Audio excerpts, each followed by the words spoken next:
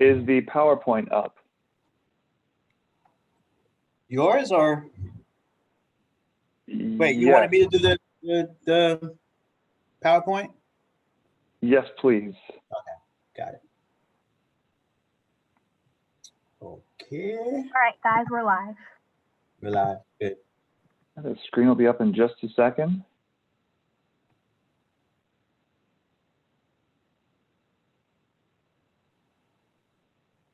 I'm having issues getting the screen up. Host disabled participants. All right.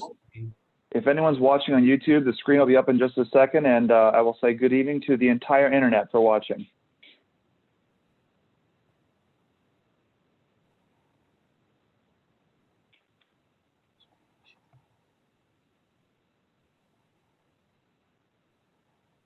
Okay, yeah, this is I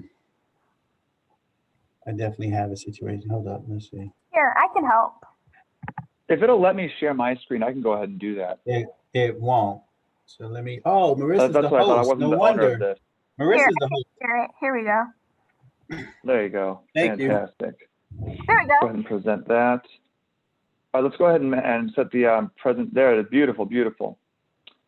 I gotta make sure my screen's. Well, good evening, everyone. Thank you to my staff for joining, and for, as I said before, the entire internet for watching us tonight.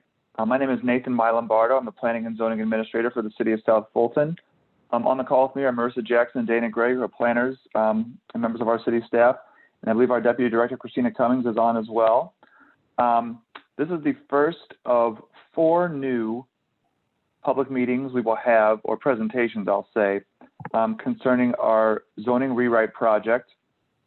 This has been going on for about the past 15 to 18 months, and we are nearing the finish line and want to put these events out there for a last go around of public input and participation for all of our residents, all of our business owners, and just anyone who's interested in this process, attorneys, contractors, developers, et cetera, et cetera. So let's go to the next slide, please.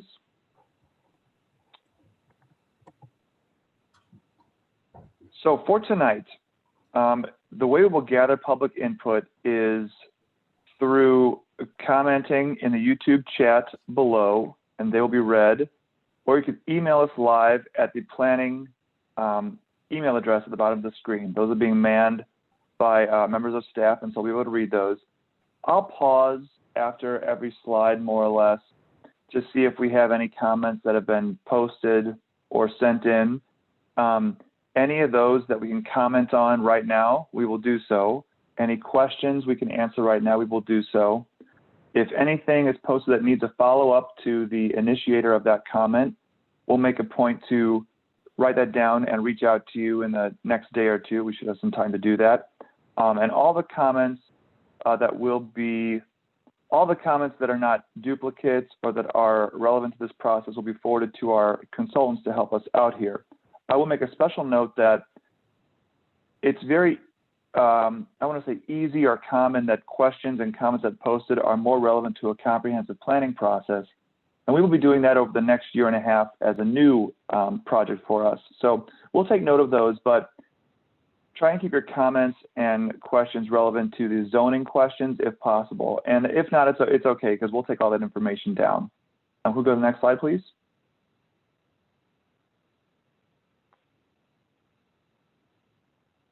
Right now, the most current copy of our zoning ordinance, and the draft rather, is posted online for your review. It's at the website at the bottom, with the hyperlink right there at the bottom of this slide.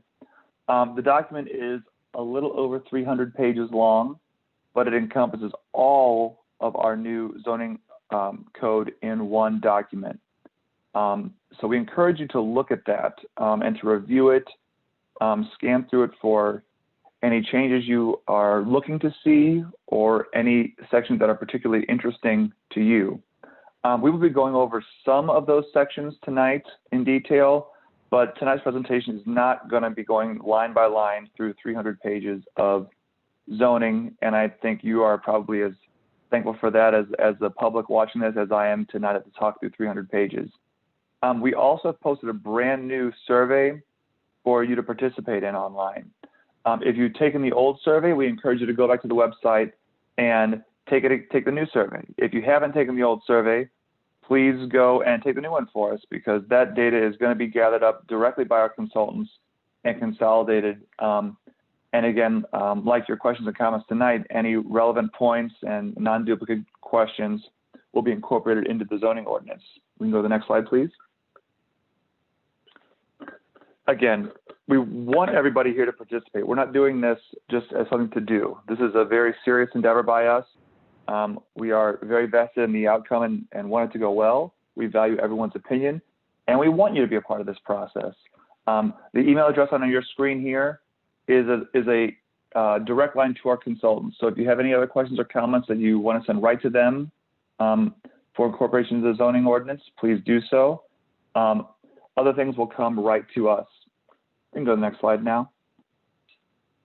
This is a very brief agenda, and I'll work through this as we go through tonight. But we'll start by talking about some of the goals overall for this process, what the city is trying to do, what we want to accomplish there. We're going to talk about the process, and we'll get into some of the details there. Wanted to talk about how we've researched our current code, how we've researched changes and new ideas, some of the things we've done so far to get input, and some of the changes that have gone into the new draft. Talk about some of the key changes, as I've said, but not going into every single one. And then next steps for further participation and where we are in the process. The next slide, please. All right. As I take a sip of my water, the overall goals for this process, and I'm going to do my best to not just read these slides, because I know everyone has eyes that work. So I don't want to just regurgitate what is exactly on the slides here. So I know how those PowerPoint presentations can go. Our current zoning in the city of South Fulton is basically leftovers from Fulton County. Now, the city's been incorporated now for 3 years, and who knows how old some of those zoning codes are. They can go back decades. I know where I used to work, we had zoning codes that were 50 and 60 years old that we were working with. And so it can be a very challenging process to be a new city and want to operate under our own codes and have modern zoning and modern guidelines, but be hampered by ordinances that are 10, 20, 50, 60 years old. So we want to create a new zoning code that works best for our city. Again, update these codes to be in compliance with state and federal laws and our own desires. If you have spent any time working in our current code, you know, as I do and as staff does, you know that it is not user-friendly. And creating a document that works not only for staff, but for all of our residents to have a quick and easy reference point to, and for our developers to have a quick and easy reference point to as well, is a major point. And then we want to make sure that we don't have documents that are in conflict with one another and have one harmonious document, harmonious process, and harmonious forms throughout all the CDRA environment. The next slide, please. So when we're talking about analysis, what do we do to get this process started? We look at where we are. We take a lay of the land, look through our codes and see what is good, what is bad, what is old, what is not working. And we definitely want to take those opportunities to go through it and get rid of codes that are obsolete, and that is more common than you would imagine. Each zoning code, whether it's the City of South Fulton's or others, has a large section that is devoted to definitions. And from my experience, those can never be large enough, because as soon as you think you've covered everything, there's a new process, there's a new event, there's a new building material, and it's not covered, and it gets you. And so one of the things we wanted to do is make sure that we went through our definitions and uses and covered them as extensively as we can. This will be something that, you know, we will not be able to cover 100% in the first go around, but over time, as things happen and we make more changes, we'll always be able to add to this and be thorough as we possibly can. In terms of analyzing the zoning and overlay districts, to be perfectly blunt, we have a lot of zoning codes right now. Some of them were not even being used. Some of them have conflicting regulations or are confused with one another. So we want to take a look at what we have on the ground and figure out if what we have is appropriate, if what we are doing right now is the best way to do it, and if they could operate more efficiently. Our overlay districts are a good example of that. Now, our residents take these very seriously, and so do we as staff members, because our overlay districts not only are the construction guidelines for our community and for our development, but they really are used to reflect the personality of certain areas and to reflect the characteristics that the residents want their homes and businesses and neighborhoods to have. And so even though these are old, because I believe they were all developed in the 90s, they're serious and they're meaningful, and there was a lot of thought and emotion put into them. So we take them seriously. But that doesn't mean that there aren't some general changes that could be made or some modernizations that could take place. And so we want to take a very careful and thoughtful look at our overlay districts. One area that's near and dear to my heart is our processes and procedures. And although those are generally dealt with internally, having an organization that operates as efficiently as possible internally always works out well for our customers, which are developers, business owners, and any resident that has a question or needs a permit from the CDRA division. And again, the last point, just to make sure that we are consistent, we are thorough, and that we don't have conflicts within our own ordinances and regulations. Go to the next slide, please. So we've done a lot so far. You know, it is October of 2020. This process has been going on since the fall of last year. And so we're not at the beginning here. This is just a general statement to show that we've done a lot, and we've put a lot of brain power, a lot of time and effort into where we are today, addressing a lot of different topics and all kinds of different subcategories for development and regulation across all of our zoning and all of our overlay areas.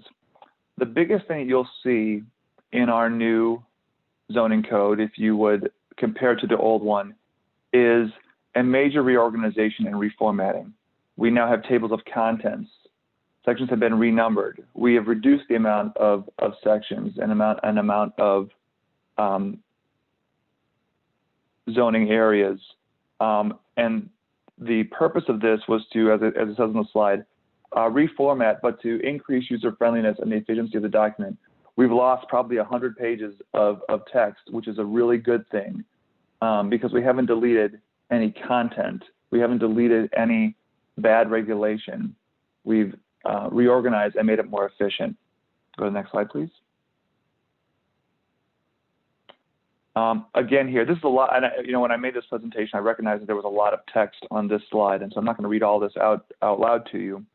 But what I want to say is that we spent a lot of time going over the lay of the land as it is, and we've addressed this through the eyes of many different departments and many different areas of our organization. So it wasn't just one person sitting and doing the review. It wasn't just one group. It wasn't just one meeting. It was many different divisions, many different eyes looked at it, many different brains went into thinking about what was going on. And a lot of different subject matter experts were brought to the table to give their input and to offer insight as to what would be better into the future and where we think we should go and what has been not working in the past as well. And next slide, please. One thing I do want to comment on, and I'll talk a little bit more about this later, is the zoning map. I could say a lot about that, but what our focus really needs to be and what it has been is consolidating districts and making a map that is user-friendly. We had districts that are not used, and so there was no reason to keep those.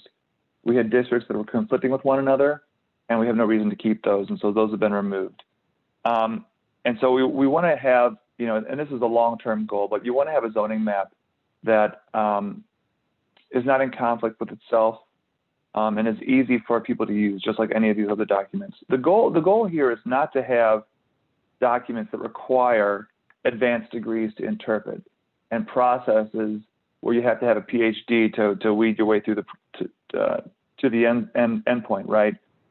They need to be usable for everyone in the community, whether it's myself who works for the city and is, you know, intimately familiar with these guidelines, or anyone coming in needing a permit for a yard sale or wanting to, you know, add a garage onto their property, things like that. And again, I wanted to make sure that all of our laws are in compliance with state and federal guidelines. Go to the next slide, please. I want to pause here and just ask Marissa and Dana if any comments have come in on YouTube or any emails have been sent so far to the planning email address. I know I've done a lot of talking, which I am apt to do. I think that's one of the strongest things I inherited from my dad, the ability to make a concise point, not concise, but I'll stop myself here and see if any comments have come in from the public. No comment. Go ahead. I have a comment from Teresa Subwit on YouTube. He says, I currently have a Fairburn zip code. Will the city of South Fulton have its own zip code sometime in the future? So the answer to that is maybe. Zip codes are given by the post office. And I was very familiar with this at an old job of mine. I worked for the city of Garden City, Georgia, which is near Savannah, but we had a Savannah zip code. And so, where I used to live, I'm from the St. Louis area. And so I lived in North St. Louis County, but we had a city of St. Louis zip code. And so that's determined by the post office. But to your point, there's a lot to be said for communities having their own zip code and having their own identity. And so that's something that we could definitely talk about, later on in the comprehensive planning process, because that's something that we should aspire to do and should aspire to be. But as I said, the zip codes are determined by the post office. It's a very good question. Anything else come in? Nope, that's it for me. And Okay, I don't have anything on the fantastic. planning side, the planning email. All right. Well, I'm glad people are watching. That warms my heart. So I'll talk a little bit about the public input to date. And to be succinct, we've done a lot. Now, obviously, the COVID situation has put a damper in our ability to have public meetings, which is unfortunate. But we put a lot of thought and a lot of effort into how we can gain input given our current circumstances, because it's important to us. But we have gotten hundreds and hundreds of comments that have been submitted through the various meetings that we've had and various methods that we've had for getting public input, whether it's a survey that we've already posted and we now have a new one, whether it's meetings that we've already had and we're now having new ones, existing meetings with council members, existing meetings with the Planning Commission, and individual meetings with council members. So a lot has gone into getting us where we are today. The next slide, please.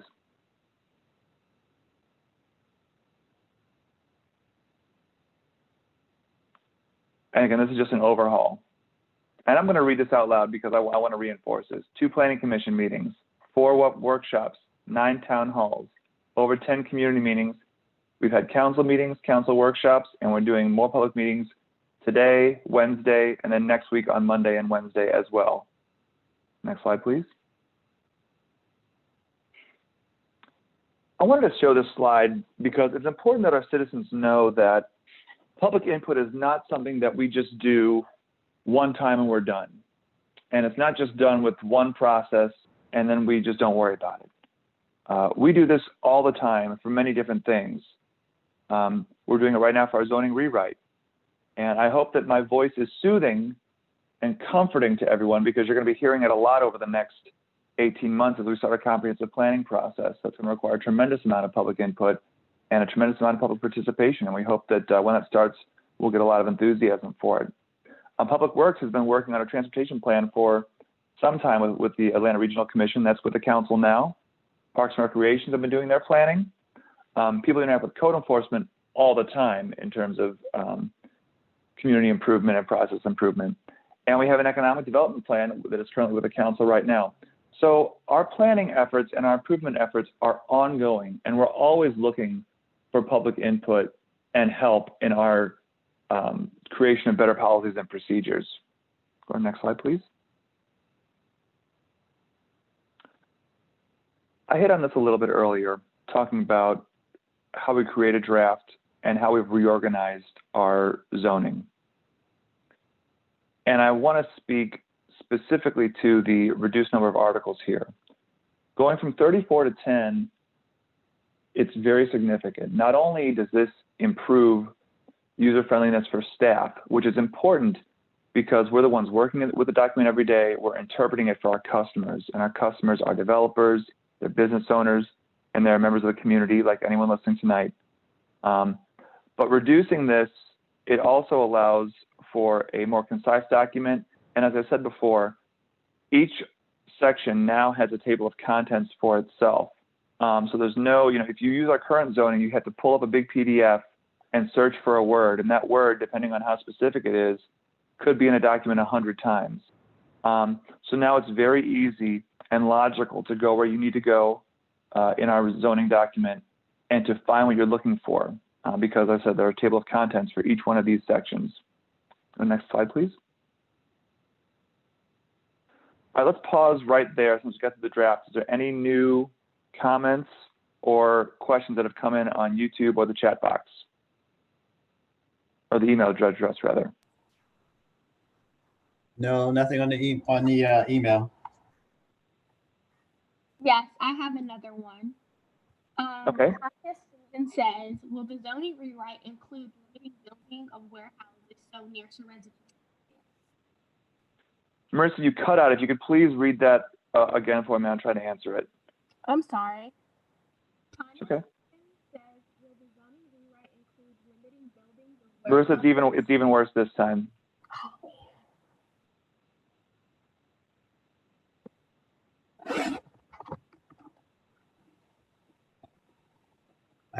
I might be able to jump in. Okay, and to all the internet who are listening now, this is part of our growing pains and our trial and error with doing all of our meetings virtually. And but we are getting much better, and I think we've done a pretty good job. I'm proud of the work we've done to adapting to our new reality in the world. All right, Teresa Sublet said thank you for that first question being answered. The next question is, will the zoning rewrite include limiting building of warehouses so near to residential areas? That's a very good question, and that is one I certainly get and have to deal with often. So the answer is both yes and no. It is certainly the intent of city staff, elected officials, and our policy documents to limit the effect of industrial and heavy commercial development on residential areas. So as far as going forward is concerned, there is definitely an effort, a desire, and a mindset to strongly affect that.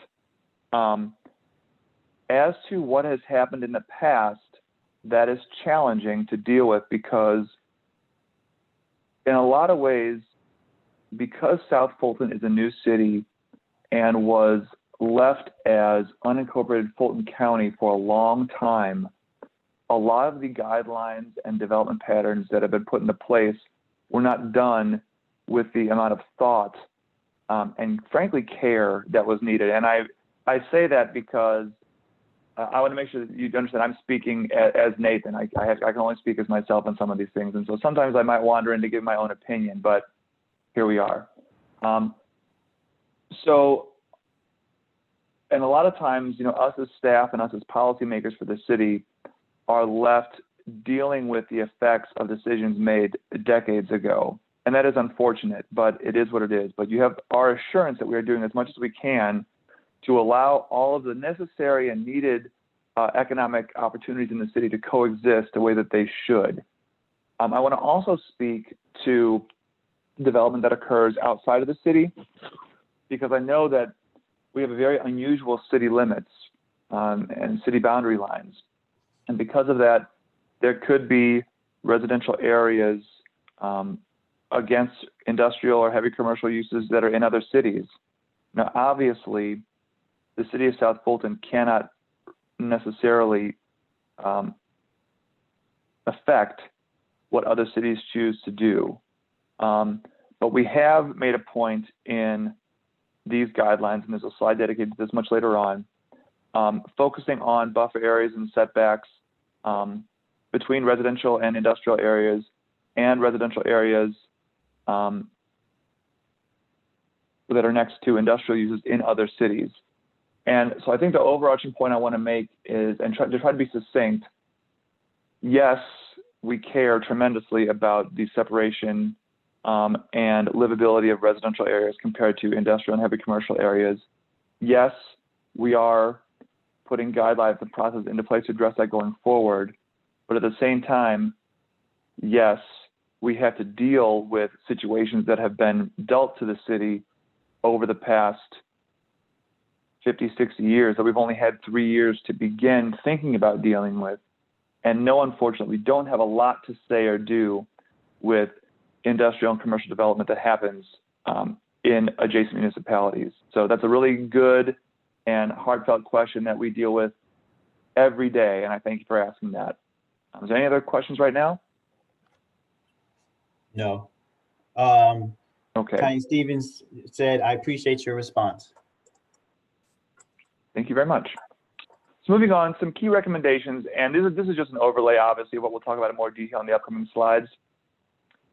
Recommendations address the uses, residential, commercial, industrial. And we have some use tables that we'll go through quickly to show you, which are going to be incredibly helpful for everyone.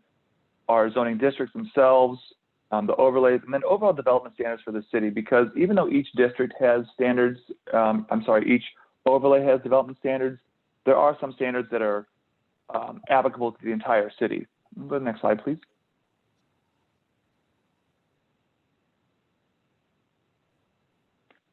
Okay, some of the recommendations for our allowed uses sections. We need an actual comprehensive list of uses. In our current zone, there are lists of uses in multiple places, and it's very challenging and confusing to try and sort through tens of pages of text to try and find the use chart that you're looking for. So we wanted to consolidate, expand, and customize. That really goes under the guise of modernizing. We wanted to give, there's not a whole lot of candle making shops, and that's a very egregious example. Not a lot of candle making shops, not a lot of horseshoe and blacksmiths happening. And so you want to make sure that those uses are dealt with appropriately, and we have new uses in the code that are more common to the time period that we live in. A general distinction between neighborhood commercial and general commercial, and there's some more information coming up on that later on. But we're talking about the types of commercial businesses that you would want to walk to or drive to and have an evening out in versus ones you would run your weekend errands to. And that'll make more sense in a slide or two. So the next slide, please. Again here, tighten restrictions for uses, make sure they're allowed in the right places and get them out of the wrong places. For the non-residential uses, I want to read this line out because it's important. Reduce ambiguities of classification of uses that are not expressly referenced. A lot of times you will get uses that are either disallowed or not allowed or not mentioned. And so we wanted to try and avoid having things where, well, was this use the intent of this phrasing, or it's not listed here, is it allowed because it's not listed, et cetera, et cetera. So we just want to make sure that was cleared up. And in terms of recommendations for residential uses, really focusing on enhancements of the development standards and not so much getting rid of uses or adding things in residential areas, but you will see that in the use charts. Go to the next slide, please. So this is what I was talking about under the allowed uses for commercial. We're looking at a restaurant that you'd walk up to and socialize at, have a few drinks outside in the evening versus a tire shop. So both are good, both are very needed and useful, but there needs to be clear guidelines as to why they are allowed where and why they are not allowed and needed in other places. And this ties back to the slide we talked about a little bit ago, where we have many different types of plans and many different types of public input needed, because recommendations like this tie into our economic development plan. And so we want to make sure that our zoning not only is in compliance and cooperation with that plan, but actively helps create policies and procedures and actions in the community that puts the recommendations of that plan into place. The next slide, please. Okay. A lot of the industrial areas of the city, and we put a lot of thought into this in terms of the disallowed uses, because we wanted to make sure that, and I'm going to say this, industrial uses are important, and industrial uses are important to the city of South Fulton, for a lot of reasons. Its location, its proximity to highways, the roads that have been built up, the areas that have been built up already in the city, the type of workforce that is flowing through the city, and the type of buildings that are already here. So it's important that we, as opposed to letting industrial uses run rampant, it's important that we properly regulate industrial uses and manage its growth to be in the certain areas, to be of certain activities, and to look a certain way. And this is, I will say the incinerator is a pretty egregious example, but the point being made is that having a flexible industrial space and light warehousing use is very different than having use that is environmentally intensive. And so you want to be very careful when painting a broad brush of industrial uses, because keep in mind, they pay really great tax revenue too. So go to the next slide, please. So after this slide, we're going to pop into the use tables and we're going to go through those. Now, we have 23 pages of different uses in non-residential and residential uses. Now, I'm not going to read through 23 pages of uses because I think it's a little early for everyone to be going to bed. But I will flip through those, and we'll spend, I'm not going to announce to switch those. We'll just automatically spend about 15 or 20 seconds on each slide to give anybody watching time to go through it, see if anything jumps out at them. I will provide a little bit of narrative on those areas that are important or that jump out at me.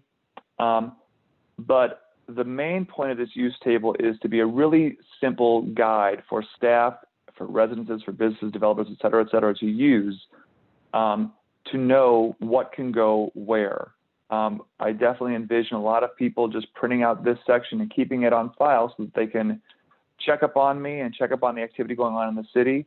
And I have the expectation that a lot of developers and business owners will keep this list handy as well so that they can know what's appropriate in certain areas. So if we want to pop into the first use table, the 23-page allowed uses, we can start scanning through that really quickly. And as I said, about 15 or 20 seconds a slide. We can just leave it up and go through these very quickly for people. And while we're switching, did we have any other questions coming up, any new ones at this point? So we have Jackie Winston is to allow compost operations within the city of South Fulton. If so, where? Is the Cascade, Palmetto, and 92 area being considered? Oh, okay. To the second. Is the city of South Fulton? Is the city of South Fulton preparing to allow for compost operations? If so, where? Is the Cascade, Palmetto, and 92 area being considered? I am pretty sure that we have specifically banned that use. And Dana, correct me if I'm misspeaking. I'm pretty sure we have, but since we are coincidentally at the use charts right now and the ban use charts, we will make a point to look at that. I know that one would stick out like a sore thumb. If we could scroll up just for a second to the top, I just want to show anyone watching how the charts work. This is the residential district uses, so these are going to be pretty non-intensive uses. But you'll see all the zonings at listed at the top. A equals allowed. If there's an S, it equals special permit, and if it's blank, it is not allowed in that area. So you can see here all the residential uses, and the first section here are just the different types of dwellings that are allowed in each of the zoning areas. Very straightforward. In terms of residential care, those would be nursing homes and hospice. Those are allowed in the more dense residential areas, but those are pretty good uses to have, and it's appropriate for those areas. We can just keep scrolling. On the next page here, talking about schools, daycares, churches, parks and golf courses, bed and breakfast. Actually, when I was growing up, I lived a block away from bed and breakfast, which was actually lovely. Not that anybody cares, but a little bit of personal touch to our story tonight, I guess. So here we are. Now I want to make one point here for allowed uses for telecommunication structures, it'd be cell towers. Those are allowed in all residential uses by a special permit, but keep in mind that modern cell towers are much smaller than they used to be. They are usually tacked on to existing buildings or utility poles. So you really do not see big towers like you would have 10, 15, 20 years ago. So although they still are allowed only by special permit, but just keep in mind that those are typically well hidden now, and we certainly want our cell phones to keep working. So the next table here that you see is for accessory and temporary uses. These goes into things, you can see agricultural, be horse stables on larger lots, accessory structures like garages, pools, and guest houses. Guest houses are allowed by right in all of our residential zonings right now, which is an excellent policy. Those would be things like detached mother-in-law suites, but not detached apartments for rent. But mother-in-law suites, extra bedrooms, and kitchens are allowed. There are guidelines for the size of these. I know because I was asked a question about them today, but this is a really, really excellent policy for us to have. And scroll down for us. Again, temporary uses or accessory uses really are just going to be those non-intensive uses like teaching, accessory uses to a school, could be a small storage building, things like that. Then temporary uses at the bottom part of this chart, those are all things specifically requiring a permit. So even a party house may jump out at you. Please don't think that a party house is going to be allowed anywhere near where you live without anyone knowing. So even though it is allowed, you still have to get a permit for those things. You don't have to worry about that. Scroll down. Okay. So now we're in non-residential uses. And again, we're not going to try to, and there's the first one that we got to. Compost manufacturing has been removed. And see, God. Can I interject? Excuse me? Can I interject really quick? Because you were on cell poles. So Pamela Freeman asked if can cell poles be decorated to look like trees like they are in Sandy Springs? Yes, I would have to check on development regulations, but I was going to mention that typically the tall cell phone towers are now disguised to look like a pine tree. So I will check, and let's make a note that to check our development requirements for cell phone towers. But that is a very good point. So not only the size difference, but those large ones are typically built within tree groves, and they're disguised to look like a tree, which is very creative.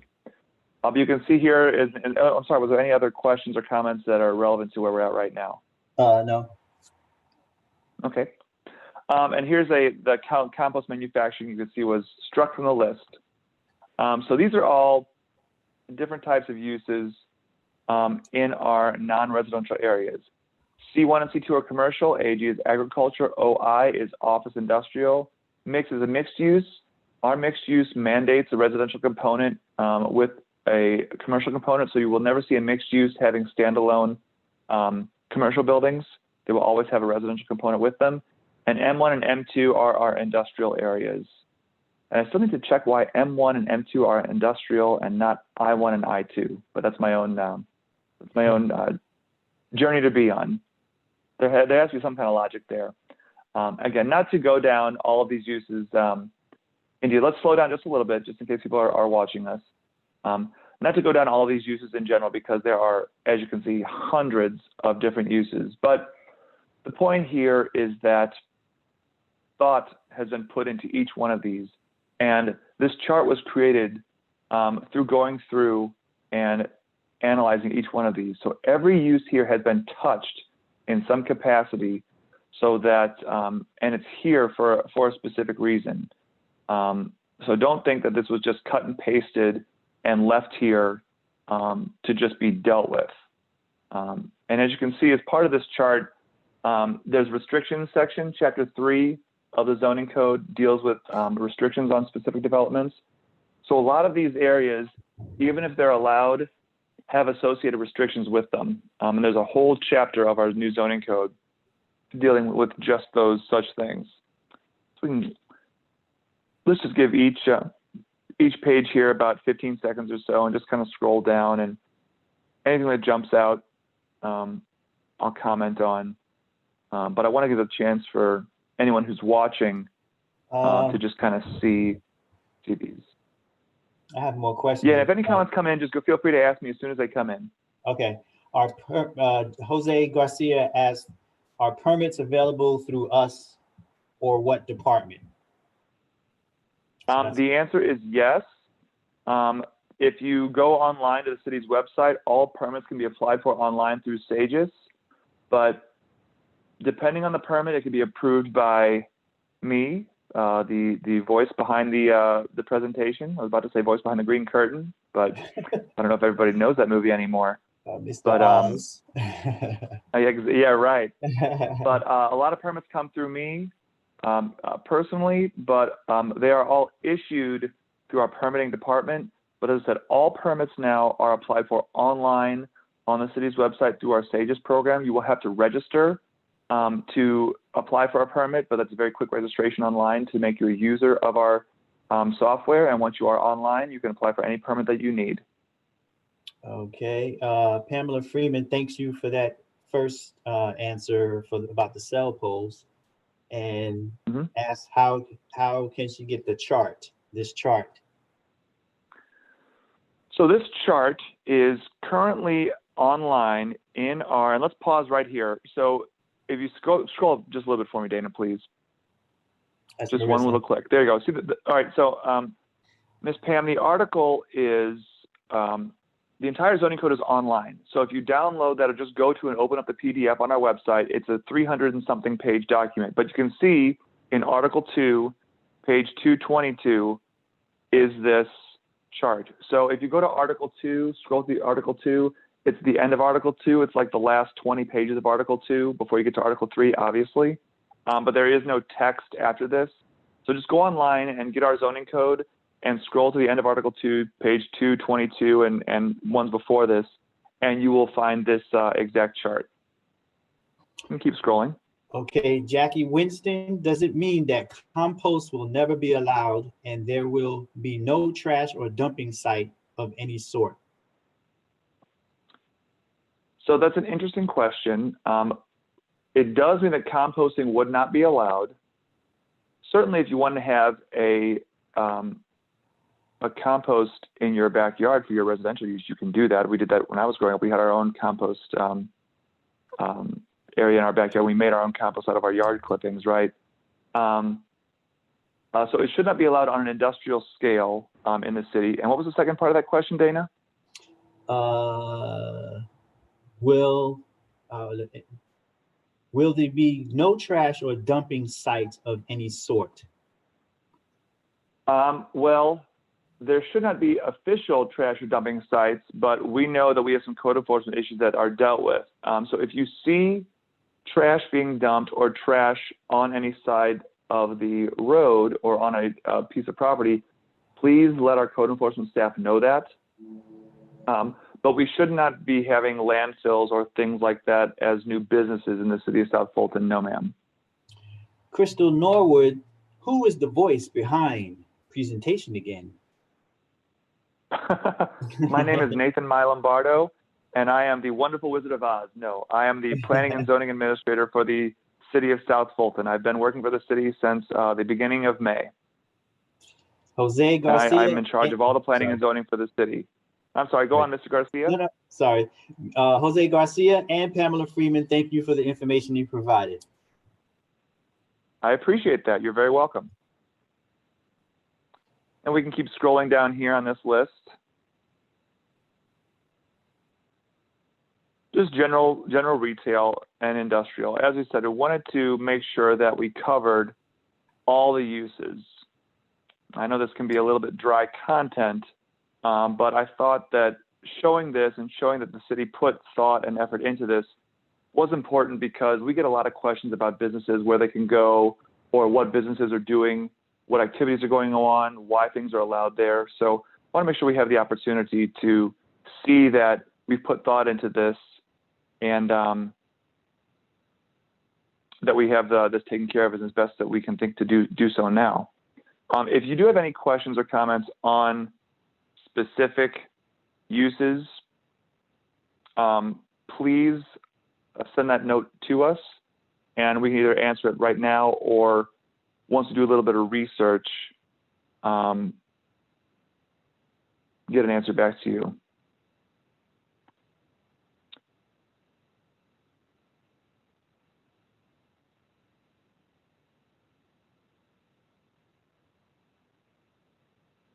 Keep scrolling.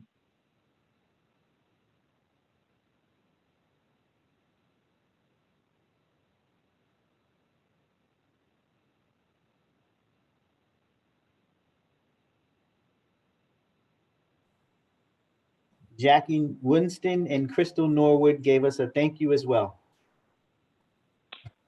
The pleasure is ours, believe me. Happy to be helping.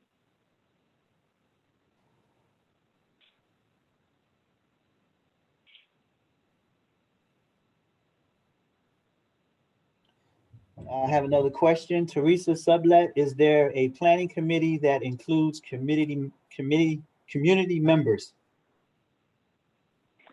Well, all of our planning committees are created with members of the community as members of those committees. If you're asking if there's some sort of advisory group or discussion group, there is not. But if a group of people want to get together and take me out to lunch, I'm happy to field any questions at any time from anybody. Now, I'm only half teasing, but there is no community group per se that gives advice. But all of our planning commission meetings, which is made up of community members, are online. They are available to anyone to watch and to comment on. We also have zoning information meetings once a month on upcoming zoning cases and activities that the department is going through. So you can tune into those. Those are online as well. And you can always reach out to your city staff, and we will get back to you as quickly as possible on that, on any questions that you might have. Pamela Freeman had a question about how are food trucks addressed? I've had a lot of questions on food trucks this week. There is a specific section of the code dealing with food trucks. It's in Article 3. They are generally allowed in places, and I say that as a very blanket statement because there are a lot of guidelines that food trucks have to go through in order to be to show up in a certain place in the city. If you have a specific question or concern about food trucks, please email me and let me know, and we can make sure that that gets addressed. But there is a large section of guidelines concerning food trucks, where they can go, what they can do, not the types of food, obviously, but what they need to do in order to be in a certain place. So please know that food trucks can't just randomly show up on your street. They can't just randomly show up in a supermarket parking lot. They have to be permitted, and they have to have specific guidelines attached to food trucks showing up in the city. But also, if anybody knows of a particularly good one in the city, please let me know, because I'm always looking for new places to have lunch. Kells the Warrior. As you can see here, let's pause, Daniel, let's pause real quick on this one. Sure. Just so you can take a note on this slide here, and let's pause real quick. So if you see anywhere in our code that you're reviewing that lines have been crossed out or highlighted, that means a change has happened and has been removed. So you can see here some of the very intensive areas, salvage, junk, landfills that have been addressed. Those have been specifically banned and removed as allowed uses in our city. So that hopefully addresses the comment from earlier. So you can keep going.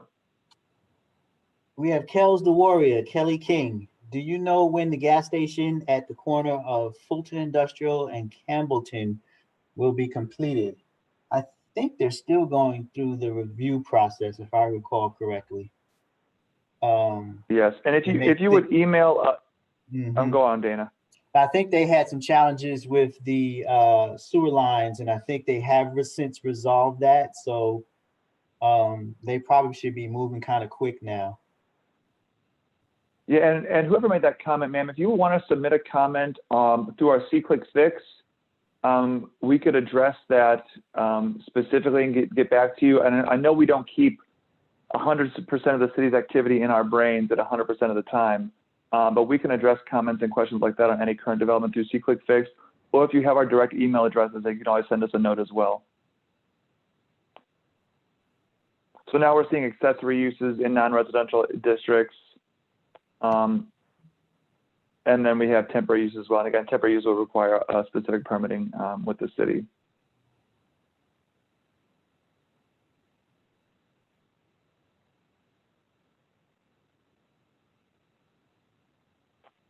Now we're very close to the end. Now after this, I want to pull up the list of disallowed uses. And I assure all of us watching that it is much smaller than this list. But obviously, no, it's important. I think this is the end of it. So if you pull up the disallowed uses table, we can scroll through that quickly. All right. Okay. Teresa Sublet, thanks you. Pamela Freeman, great, thank you. And we have Ozzy Rich, Wendell Seafood Truck. They're on Instagram. Thank me later. I'm going to hold you to that, sir. So Dana and Marissa, next time we're all in the office together on a Friday or whatever day of the week it is, we got to go. So we'll make a point to do that and report back. Yeah. So Dana, if you do me a favor and just zoom out just a little bit on this, so we could see a little bit more that's Marissa. on the Marissa's screen with everyone. Marissa's doing that. Thank you. Marissa, I appreciate it very much. So you can see here, and again, we're not going to read through every list that's on this chart, but this is basically the list of all the uses that have been specifically banned in the city, and you can start scrolling, Marissa. The overall point I'd like to make with this chart is that, again, we have touched this, we've thought about it, we've put effort into this. And so a lot of these, again, uses that may have been allowed to happen in Fulton County over the past 50, 60 years, we know that we don't necessarily want to do those anymore. And so we're doing what we can to affect growth and change going forward.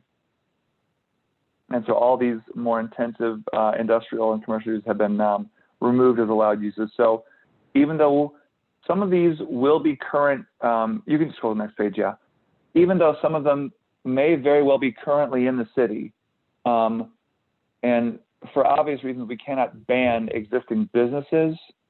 We have to allow them to operate and to be, active businesses, but that doesn't mean that we had to allow more. And so what you should be seeing and observing over time is the growth of some of these not as desirable uses being severely limited or stopping completely going into the future. We can just scroll through all of these. Azizi Williams, this has been so informative. Thank you to the entire SoFu staff. South Fulton You're very staff. welcome. The pleasure is ours. And Kels the Warrior says thank you as well. You're also very welcome. Kels.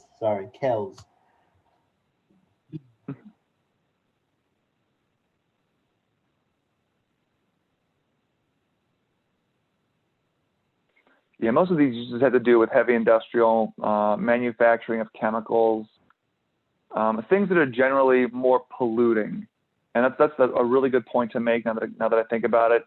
I recognize that warehousing uses are not necessarily desirable by everyone or everywhere, but it's not necessarily an intensive use or environmentally impactful use. And I say that only because, we know we have some areas of the city are very industrial.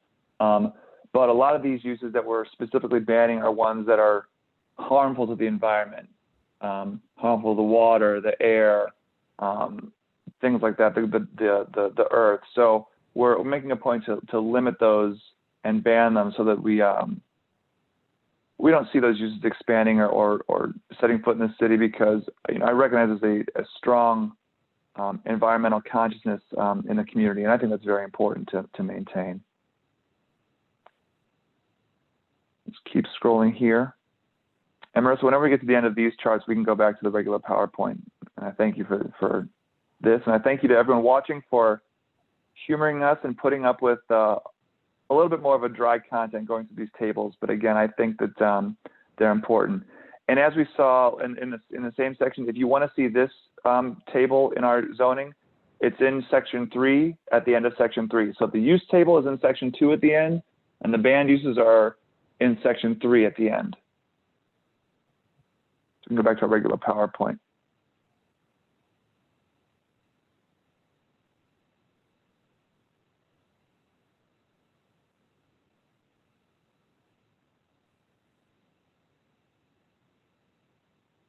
All right, we just saw, this is what we just went through, so go to the next slide, please. All right. Posted here is a picture of our current zoning map. I did not post this picture in this presentation with the intent of it being very legible, because even at full size, it's not that legible. What I want to make, the points I want to make on this slide are just a couple here. Number one of the main things we wanted to do was streamline our zoning districts. We had several zoning districts that were on in the record, but not being used. And there was a reason they weren't being used, and so we wanted to eliminate those. And wanted to clarify the different zoning designations of the city. The overall point I want to make with this map that we see, well, one is going back to the previous point that we discussed about the boundaries of the city and sort of the jagged edges in certain areas. It makes things challenging from a policy standpoint and from a growth standpoint, because we have to think about a lot of things impacting the city in a lot of different areas. You see a lot of cities that are very congruent in their shape, and it makes growth a lot easier, and it's not the case here. And so we have to deal with a lot of things that were not our cause and are not our actions. But we're going to make sure we put a lot of thought and effort into doing it into the future. Generally speaking, I want to talk about the colors on the map.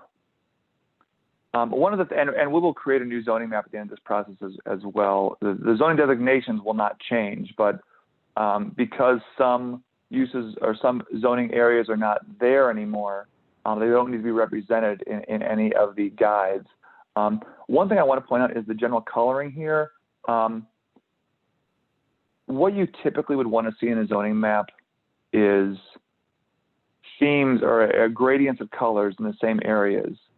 So you'd want to, and I'm, for example, all your residential uses could be various shades of blue. All your industrial uses could be various shades of purple or orange, right? All your residential uses could be various shades of green. And over time, what you would want to see is those clusters of colors near one another, because then you would know that you're zoned all residential in one area. Or if a residential went from lighter to darker, you would know that the uses became more dense. Same with commercial. If a commercial went from lighter to darker, you would know that you'd have more intense commercial uses. And you could also very clearly see, where there might be issues in terms of uses that are, or zoning areas that are not necessarily ideal next to one another, where they might be next to one another.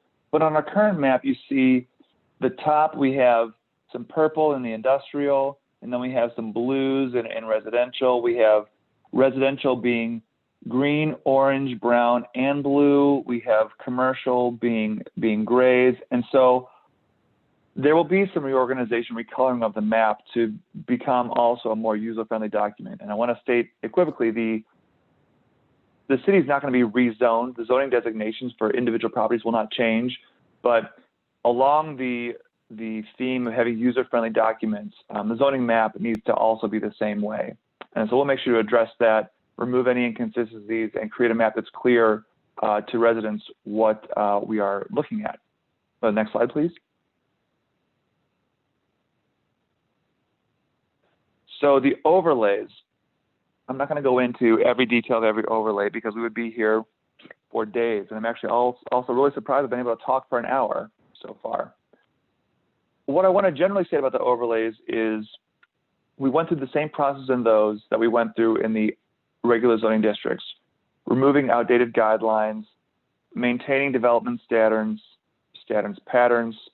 and improving the ease of use of the document. Next slide, please. One of the biggest things and a very simple recommendation in terms of modernization is the type of light bulb. A lot of our development guidelines, and it happened in many places in the city, focused on incandescent bulbs. Well, those aren't really used quite as much anymore. So things as simple as switching the type of light bulb, while it may not objectively sound like that big of a deal, doing that, multiple times within a document and improving the modernness, or I can't think of the word, but the how modern the guidelines are, it's a really important thing for us to do. Want to also address the citywide standards. As I said before, some standards are specific to one area and some affect the whole area of the city. The boundaries of the overlays. So we have areas of the city that do not have overlays.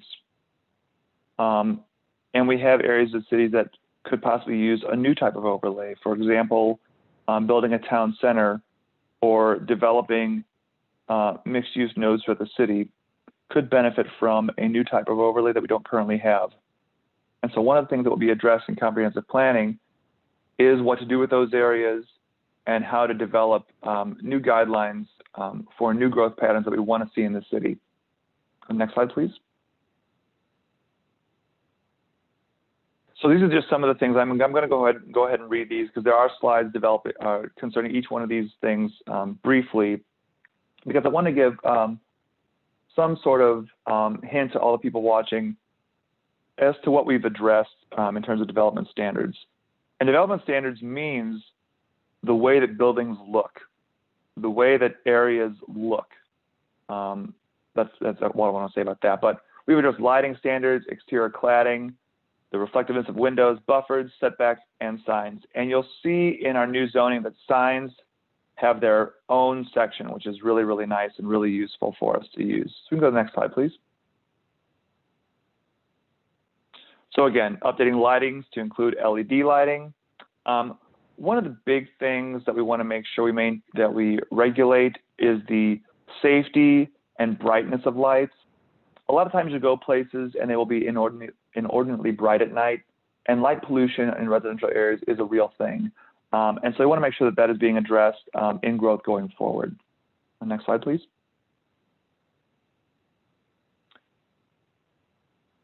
One overall statement that I want to make is that we did want to put some thought into the quality of materials allowed in construction.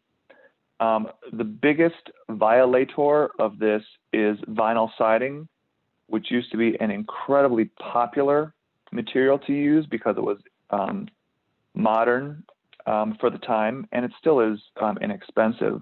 But you don't see vinyl siding used a lot anymore in new construction. And we want to do our best to limit materials like that, not necessarily outright banning stuff in some cases, but making sure that the focus is on higher quality development. And what that does is not only improves the quality and hardiness of your building and of new buildings to be long lasting, resistant to weather, easy to clean, etc., but it improves your home values. It improves the values and quality of all the neighborhoods overall. And so we want to make sure that we are growing in a way that impacts everyone in a positive way. Go to the next slide, please. I get questions, and Dana and Marissa get questions every day about buffers, and we deal with these every day. And so the point I want to make here is that we've thought about this, we've talked about this, and we've adjusted it. Buffers between residential development and adjacent jurisdictions, this is one of the points that I wanted to make earlier. For those new developments adjacent to other municipalities that have industrial uses developed already, which is relatively common in our municipality, we're making sure that's taken care of. And we're making sure that new growth is as impacted as little as possible by industrial development and development in other cities that we cannot control. And I think I said that succinctly. So go to the next slide, please. This is a very common thing that we deal with also. The real reason that staggers are frequently imposed by council is to avoid monotony in new developments and to kind of avoid, the movie is escaping me, where we went to the neighborhood and all the houses look exactly the same. But the point of setbacks here is really just to increase the visual interestingness, which is not a word, but avoid having new developments and infill developments look bland, to avoid everything looking the same, and to have some more character in our residential and commercial neighborhoods. Next slide, please. Well, that's it. We went through it all. What more comments and questions have come in over YouTube or over the email address? We don't have any more. Speak now or forever hold your peace, Internet.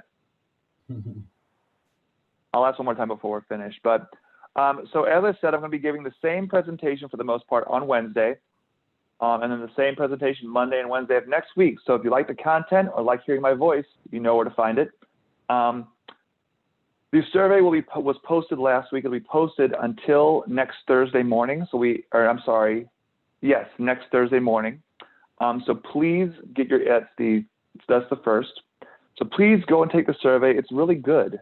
I'm biased, but it's a really good survey. There's good questions and they're very helpful questions. So please go take it. It won't take more than about 5 or 10 minutes, I promise. This public process will be completed by the middle of next week. A draft will be completed and given to council and posted online. It will be adopted at a special meeting, first reading in October. And the final vote is scheduled for the council meeting in October, which I believe, oh man, it's either 22nd or 27th, I think. But I don't want to speak to that because I could very easily be wrong. But we are targeting to have this completed by the end of October. I want to say we really value the questions that are asked, the comments that are sent in. We value all the residents reading the guidelines, giving us feedback, and certainly giving us food truck recommendations. That is, I'll say of all the takeaways tonight, that's probably the number one is good places to eat.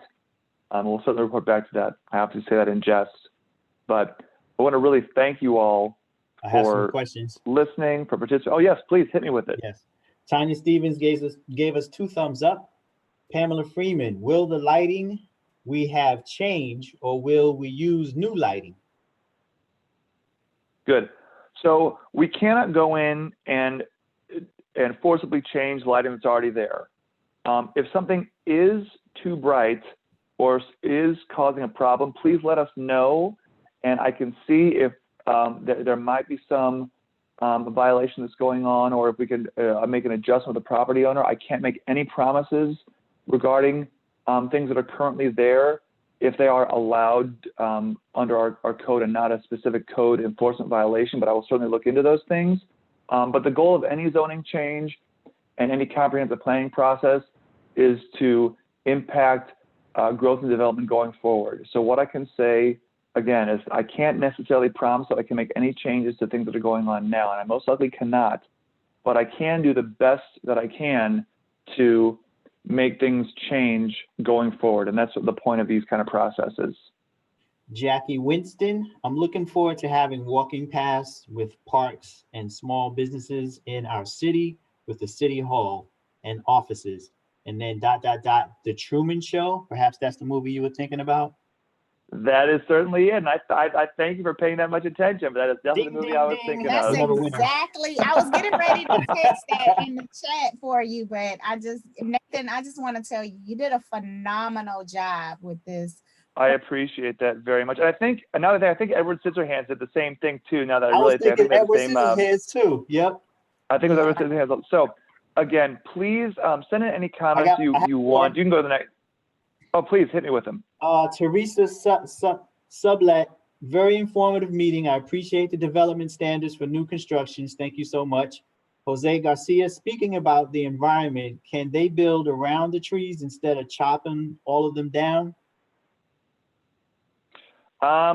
Well, I don't know that they can or cannot, but I will say that it is strongly encouraged by any developer to not clear cut lots. I certainly understand that that happens. And I will make this point. A lot of times in development, I used to work in South Georgia, so we dealt with this a lot there as well. But a lot of times, as much as we like tree grows and things like that, a lot of times those trees that grow there are not very good trees. They can be very spindly. They can be not worth a whole lot economically. And so although they may casually look good, and a lot of times they can be dangerous too in terms of their, because pine is a soft wood, so a lot of these trees can fall very easily. So a lot of the times when we preserve trees, there's a major reason those trees are preserved. But, you know, and I live in town Atlanta, so we have a fabulous tree cover here. And so I will say that, you know, the natural environment and maintaining a tree cover is very important, but don't be disheartened necessarily by industrial and commercial development cutting down trees, because there's usually a pretty good reason that the trees that get cut down are cut down. We also have tree and landscaping requirements for new tree cover and new ground covering. So you shouldn't really be seeing a lot of development goes in where the environment and where new greenery is not being thought of and required. That was a long answer, so I hope that addressed it well. If I can add to that, we have something called recompense. So if a developer is choosing to cut down a certain amount of trees, then they have to replace strategically back into the site new trees. So yes, that's another direction. And Dana, Nathan, yes. if I could just add one thing, there's another tool. And for all the people listening, that mysterious voice is Christina Cummings, our deputy CDRA director. That is not a serious voice, but if I could add just another tool that the city uses and has in our toolbox for trees is what's called a conservation easement. And so that's an agreement that we would enter into with a developer. Instead of them paying us recompense for cutting down trees, they would take a plot of land that would normally be developable, and they would take that and preserve it in perpetuity in its natural state. And so we just did a conservation easement agreement with a developer, and we felt like that was a win-win, and it protected about 16 acres of tree cover in South Fulton. So I just wanted to share that we have a lot of things that are in our toolbox, and we're very thoughtful and deliberate about how we plan the city. Jose Garcia, if I had a question about a question on the survey, who may I be able to speak to? Also, thanks for all your time. If you have a question about the question, your best, the survey is hosted by our consultants. So sending an email, if you go to the next slide, please, on this presentation, the email address at the bottom is a direct line to the consultants. So a question about the survey would probably be best sent to them, but you can always email us at the city and we will try. And Pamela Freeman, will we have to get permission to cut down trees on our property? I believe you always have to do that.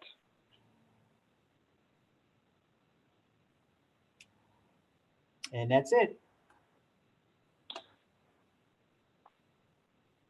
All right, well, again, I want to thank everybody for listening and thank everybody for participating. All your comments are noted. Any emails that we get, we will take into consideration in terms of making any other text changes to our zoning document. Please take a point to read that. Don't read it too late at night unless you're ready to fall asleep, but take a point and help us out. It's very appreciated. Any constructive criticism and comments are always appreciated as well. So again, thank you all so much, and I'll be back on Wednesday. Have a great night, everyone. Good night. Thank you. Bye. Mm-hmm.